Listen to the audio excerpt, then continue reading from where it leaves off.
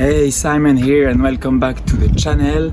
So in this episode we leave the GR20 north path and we start the south path, but we take an alternate way to not go through Visavona. You'll see about it. Just before diving into it, I'd like to give you a shout out to Dream Up Music, which is a music label on YouTube from which all the musics in this series come from.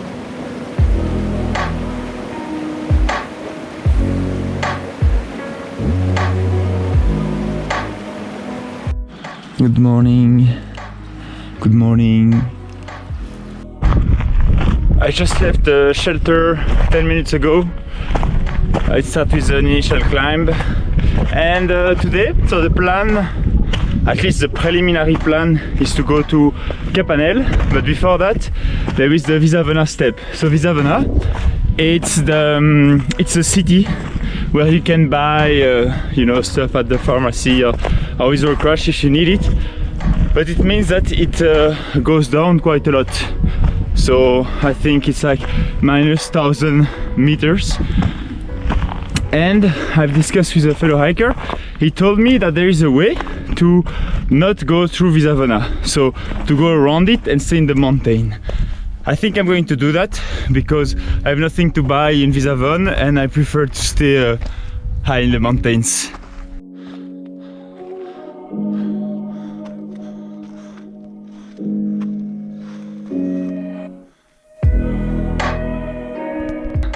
Can never get bored of this.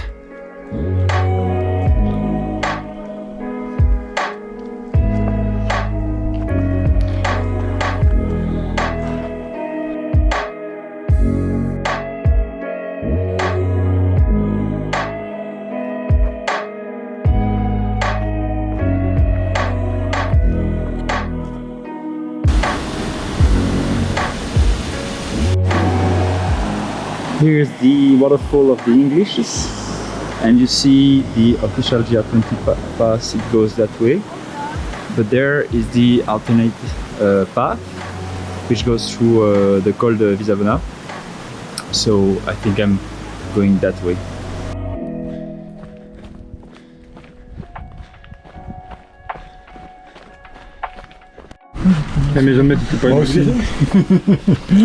I just ordered some veal with olive. So after this good lunch at 10 AM, I'm now on the path of the Lost Woman to join the GR20 south part. But it's a bit tricky. I have to turn left at some point, so I hope I make it and I don't get lost. So here's the first intersection and I should continue that way. Well, they made it easy for me. And I'm back on the GR. So I found my way using the signs and also the hiking map, cross-checking it with my GPS location on Google Maps. Eventually, I'm glad I did not cross Visavona, because at Visavona there is a train station. It's a real city, as I told you. So there's lots of agitation, and I'm glad that I kept this calm vibe without the civilization. This is then the southern part of the GR20. People say that there is more portions in the woods, a bit in lower altitude, but there is still some quite high altitude pass.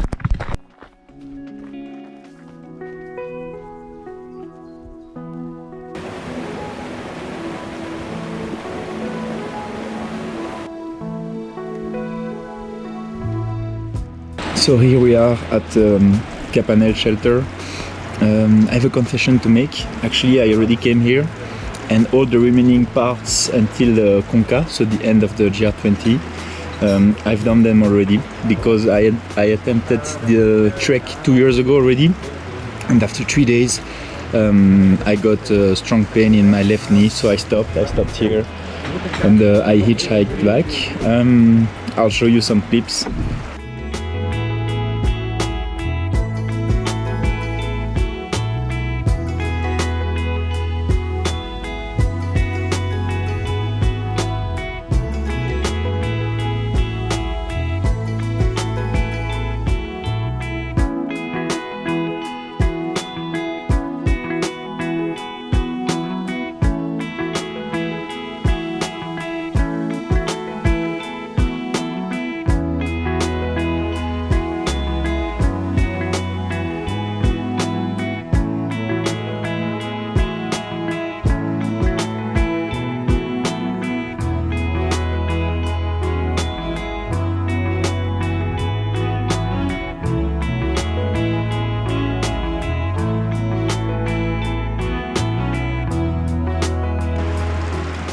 And right now it's 4 p.m. I just ate a cheese and ham sandwich with a Coke, and I'm considering either staying here or going to Boca Verde, which is 4 hours from here.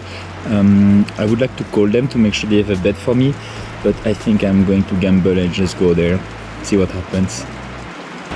Allô, est-ce que vous m'entendez? Allô, allô. So my knee, it was hurting on the left side, and I had a pain which was growing from day to day. And then on the third day, I felt like something electrical in my knee, and it hurted a lot more. I remember that I was then walking to the Capanel shelter to just rest and stop, and I saw those houses, and I thought, okay, finally I'm there, because it was very hard to walk all of that with that pain. But then it was still a couple of 100 meters higher. I come from all the way there. The path was going that way and then came back there, but at the end there's also a path which goes down, and there is no indication. Up to here there was like no indication. I just found one there. So I'm going to create a cairn so that fellow hikers can find their path. Looks like there was already one, but I didn't see it, so I'm going to make it bigger. And it is said that it brings luck to build those, and to also just put one rock on those. So what has changed between now and 2 years ago, when I first attempted the GR20? Well, two things. The first one is that I did it from the south to the north, so from Conca to Calenzana, but that doesn't make any difference. The second difference, which is important, is my preparation, my equipment and my physical preparation. In terms of equipment, first time I attempted the GR20, I just took random stuff and bought a couple of things, and I didn't test the material. So my shoes, I wore them the first time on the GR20. Very bad idea. This year I was better prepared. I looked at more articles, more videos of people who did something similar, and gathered information to prepare myself. And that's, I would say, that's the biggest advice I have for you. Test your material, test different things, and bring with you what you like the most, and test it ideally in similar conditions than on the GR20. And then physically, I didn't do a preparation specifically for the GR20. I'm just more active since 2 years ago. I do running, biking, some team sports like hockey or football more often, so my ankle is stronger, my knee is stronger, and my cardio is stronger. Sometimes on the GR, between shelters, we have some water source. As you can see there is a black tube. However, it is dry, so it's always better to ask the guardian if it's dry or not, if there is still water. Personally, I have a liter and a half of water with me, so with my three soft bottles of 500 milliliters. For me it's enough, but I also do the steps faster, so I think the recommendation is 2 liters.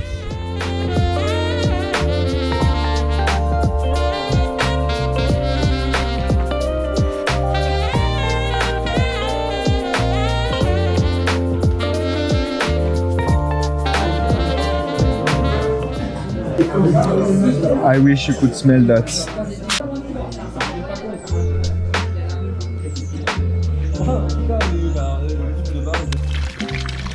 Hey guys, it's quite late. I will just fill up my water bottles and then go to bed. I decided to sleep in the dormitory because there's only 4 people, including me, in it, and it's a 20 people dormitory, so there is 10 double bed, bed on top of each other, so we all have our own for ourselves. There is no problem and no noise, whatever. This shelter is a bit nicer than the other because it's not an official one. It's one in between Capanel and Prati.